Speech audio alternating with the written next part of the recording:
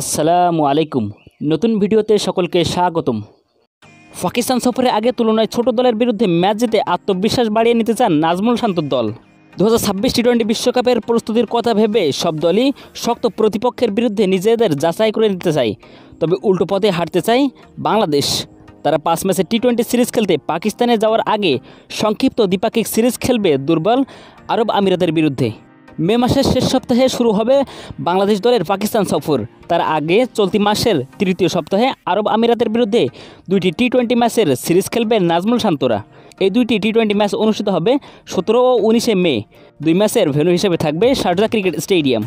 গত 3 বছরে এই নিয়ে দ্বিতীয়বার আরব আমিরাতের বিরুদ্ধে দ্বিপাক্ষিক টি-20 সিরিজ খেলতে মাঠে নামছে বাংলাদেশ।